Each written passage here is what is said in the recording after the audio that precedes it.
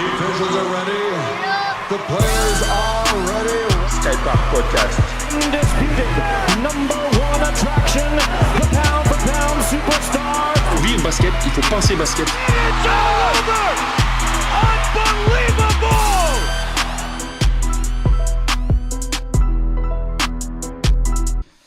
L'invité suivant est Mathieu Auriol. Mathieu Auriol qui évolue au Garonne SPTT Basket en National 2. Et son équipe a réussi un exploit ce week-end puisque mené de 27 points par Marmande sur leur terrain, Garonne SPTT Basket a réussi à trouver les ressources nécessaires pour afficher un 48-15 dans le dernier quart-temps et s'imposer devant Marmande. Bon, on imagine que la salle était en ébullition. Et Mathieu Auriol était l'un des acteurs principaux de cette remontada, comme on a pu le voir dans les articles de presse. Et je pense qu'il doit avoir encore la tête dans les étoiles, donc on souhaitait l'appeler pour en discuter avec lui. Donc on va l'appeler tout de suite.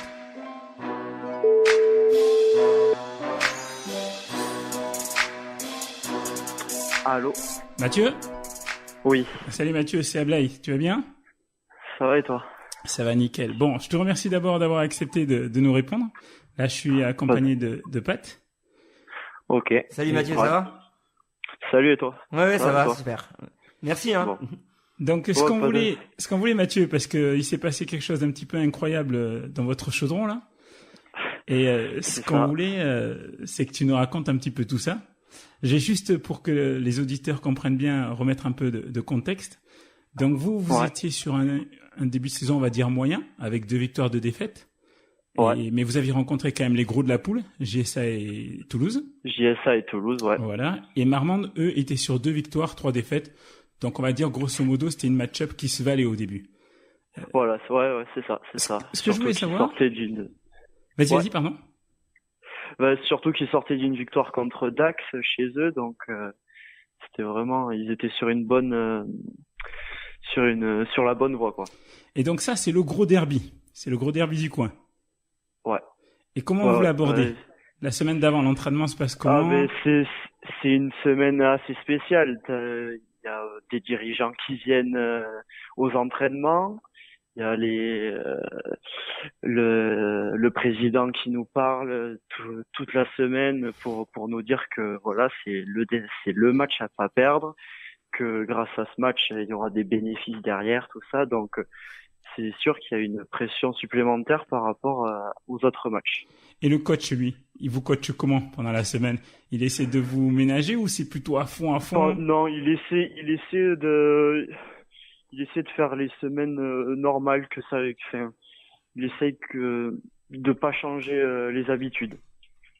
D'accord. Voilà, il veut pas nous mettre de pression. Et toi, l'ensemble de l'équipe, avant le début du match, est-ce que vous pensez supérieur? Est-ce que vous vous êtes vu un petit peu beau ou est-ce que vous êtes sérieux? Je pense pas parce que l'année dernière on a quand même eu les 2 défaites contre eux. Donc après on savait que on se le cache pas, on a vu la presse, tout ça sur le papier, on nous disait supérieur, vu que l'année dernière on avait fait les playoffs, tout ça, mais on savait que eux ils allaient rien lâcher, que c'était un match particulier aussi pour eux, donc rien n'allait être facile. Moi justement j'ai une question un peu en aparté. Comment le club il a encaissé le départ de Kenny Rocheford? Parce qu'en fait il fallait aussi gérer ça avant cette rencontre, même s'il n'avait pas joué le match précédent. C'est un départ un peu brutal quand même, non? Ouais, moi je l'ai appris à un entraînement, j'étais pas du tout au courant qu'il voulait partir durant la journée parce que le mardi même, il était à l'entraînement et le jeudi, il voulait partir. Donc moi, je l'ai appris assez brutalement. Les dirigeants étaient surpris, le coach aussi, mais ils auraient aimé avoir un peu plus d'explications de sa part, surtout que il a dit qu'il était parti pour raisons personnelles. Mais maintenant on sait qu'il a signé dans un club anglais, donc je pense que voilà, on l'a mauvaise, mais bon, ça nous a perdu. On a surtout 2 jours avant la rencontre contre le leader, chez leader. Donc ouais, pour ça on l'avait mauvaise. Et oui, parce que effectivement, il a pas joué contre Toulouse. Et Ouais. mais quelque part, vous l'aviez pas du tout senti venir ce départ. Ça se passait bien avec lui dans le non, groupe. non. Après, il était un peu bipolaire, mais ça allait quand même. Les mecs, enfin, on parlait tous anglais, donc il était bien intégré. On voulait jouer beaucoup plus avec lui, mais je sais pas, il était un peu bizarre. J'avoue que c'était bizarre. Et si on revient donc au match, enfin dès l'entrée de jeu, vous prenez un 10-0. Ouais. En 3 On met un minutes. 10-0. Ouais.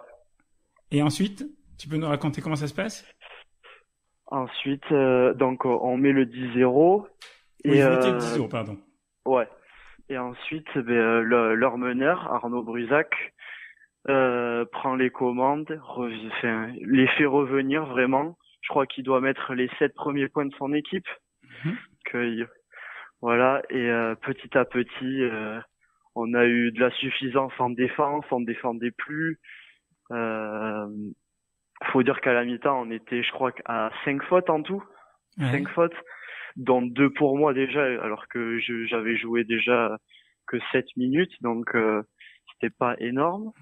Ils nous ont marché dessus. On les a laissés jouer leur jeu, ils étaient tranquilles sur le terrain. Voilà, on était vraiment perdus. On jouait plus du tout ensemble. Et on manquait de cohésion à ce moment-là. Et l'écart est monté jusqu'à moins 27, je crois. Je crois que c'est le plus gros écart, c'est ça? Ouais. Et donc, 35-61. qu'est-ce qu'il vous dit le coach à la mi-temps? C'est Faisal, votre coach, Faisal Renam. Ouais. À la mi-temps, on perd de 12. Donc, c'était un peu, ça a énervé le coach, mais c'était pas la crise.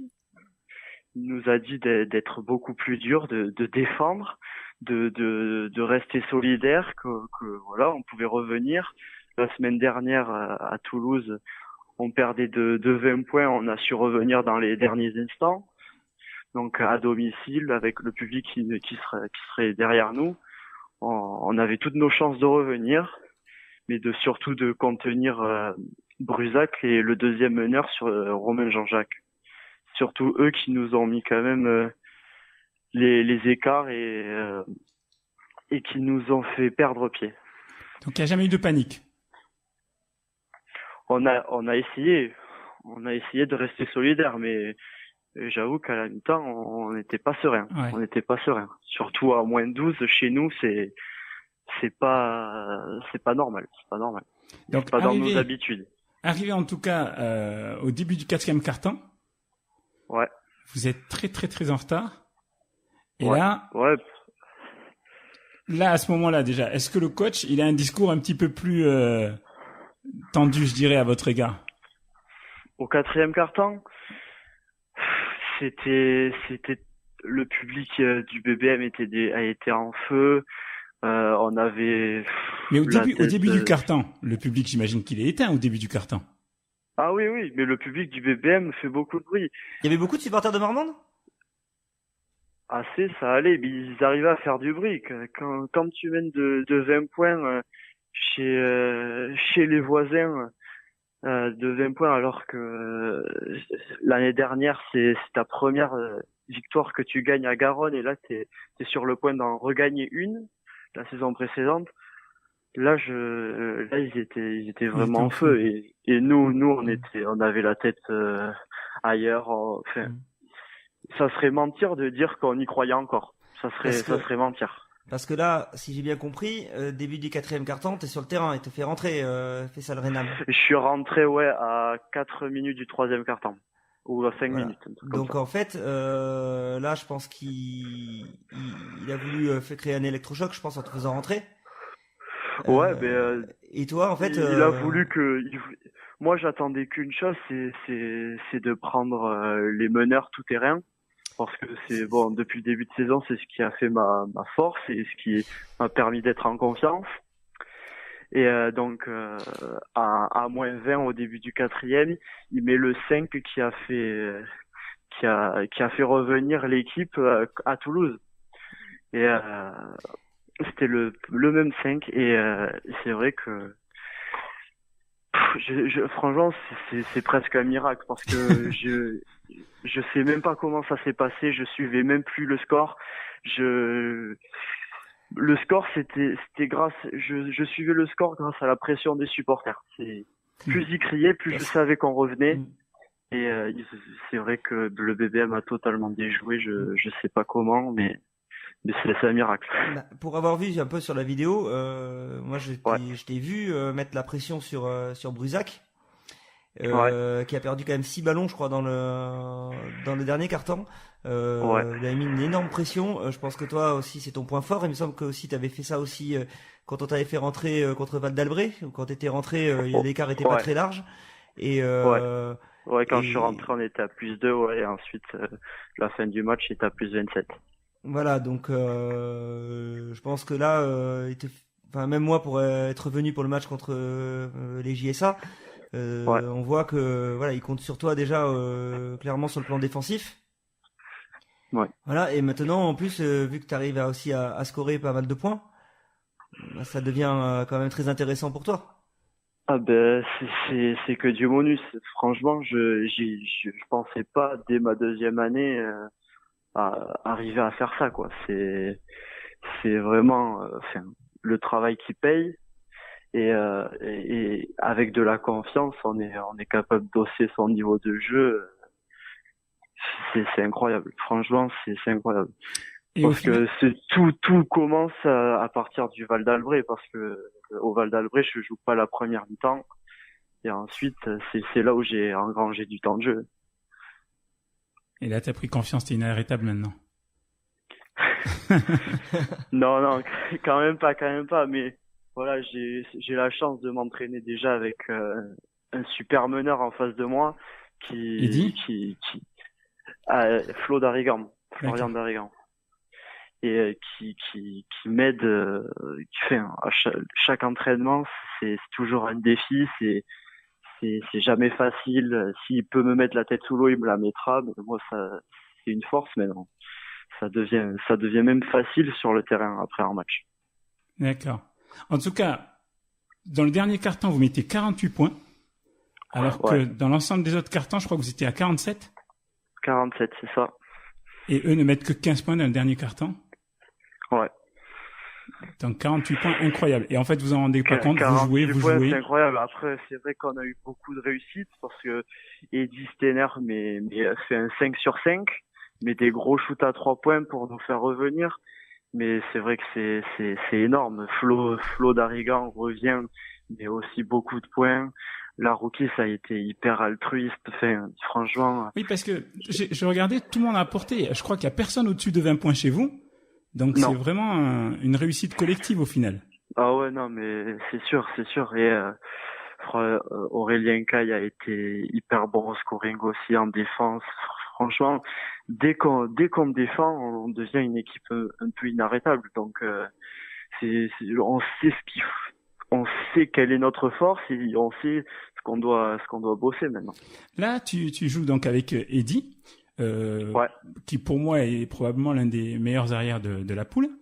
Je sais pas si tu es d'accord avec moi là-dessus. Oh, oui, je suis d'accord. Ouais, non, mais alors moi pour moi Eddie Steiner, c'est un joueur qui, je pense, pourrait même jouer un cran au-dessus. Voilà, je pense aussi. C'est vrai qu'il a sa taille. Sa taille, peut-être qu'il pourrait poser problème effectivement en national. Voilà, c'est le seul point négatif, mais il a un profil atypique et il est presque inarrêtable quand il prend des... exceptionnel.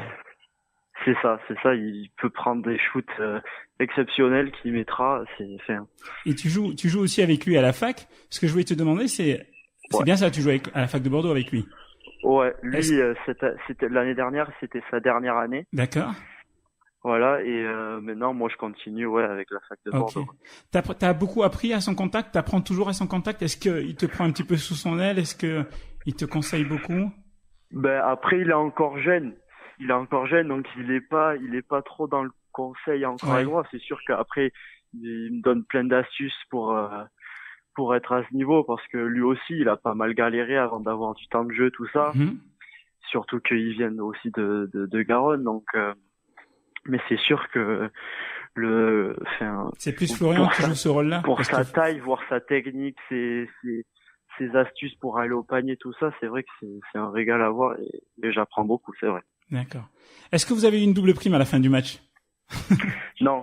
Non. On a eu le champagne. Tu veux qu'on écrive au président ou Les autres ont demandé, mais moi je m'en fiche complet. Hein. Le champagne, on l'a vu, avant tout. Le champagne, on l'a vu sur les photos, ouais. Il a pas mal coulé dans le vestiaire. C'est ça, mais faudra le dire à Eddie, ça. Oui, mais c'est lui, justement, c'est à lui que je pense. Est-ce que tu penses, Mathieu, parce que bon, là, comme je disais, vous aviez un début de saison, bon, on va pas dire en demi-teinte, mais bon, voilà, moyen. Est-ce que tu penses, mais je suis d'accord. En demi-teinte, on peut dire en demi-teinte? Ouais. Oui, parce que la défaite à domicile contre les JSA nous fait mal quand même. Ouais. Ouais, après on va voir où va finir les JSA, mais ils sont pas mal, tu vois. Donc bon, en tout cas, non, mais c'est sûr, mais bon, c'est à domicile. Est-ce que tu penses que si vous aviez perdu le match, en plus parti comme c'était avec 20-30 points d'écart, est-ce que tu penses qu'on aurait pu parler de crise, sachant qu'il y a eu le départ de votre pivot? Est-ce que on en aurait été là, ou est-ce que vous êtes quand même des gars très soudés?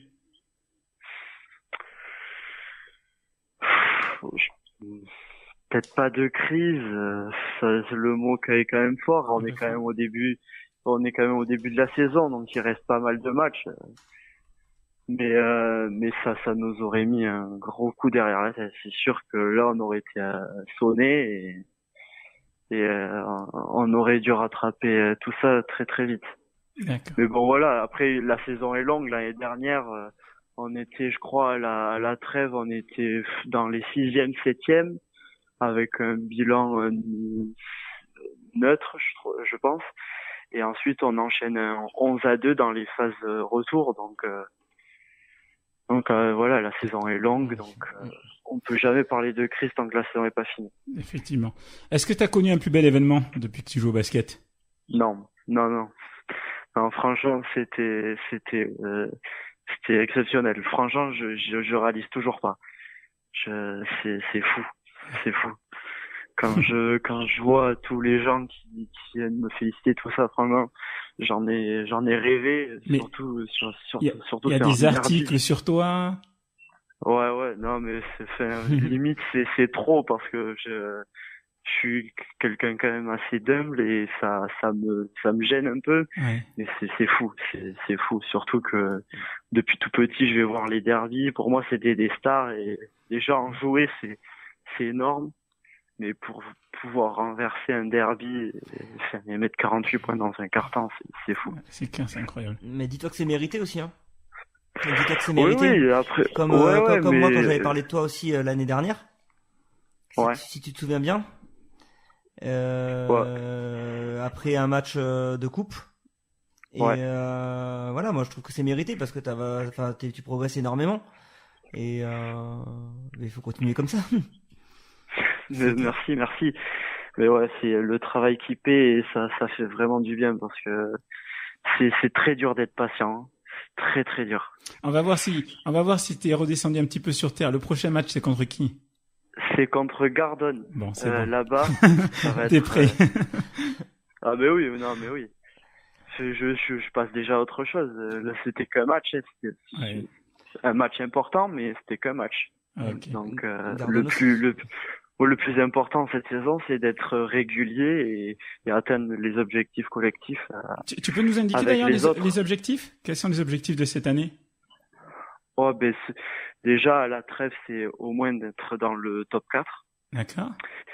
Et c'est sûr que jouer les playoffs et pourquoi pas à la montée, même si c'est peut-être compliqué à visualiser encore, mais les playoffs, ça serait la moindre des choses. Ok. Bon, Mathieu, on t'aurait bien gardé encore, mais bon, tu dois partir à l'entraînement. C'est ça. Ok, faites pas trop la fête. De toute façon, je pense que le coach sera là pour... Déjà, on passe à autre chose déjà. Ok. Bon, on va suivre tout ça. Il est fort possible qu'on te recontacte dans la saison pour voir un petit peu ton évolution. Pat m'avait parlé de toi et il en a dit que du bien. Donc voilà, on espère que pour toi tout va bien se passer. Ben, que merci à vous. ta progression Merci va à se vous, en poursuivre. tout cas. À plus tard, Mathieu. Merci, à plus. Ciao, ciao. Bonne soirée. Merci. Merci.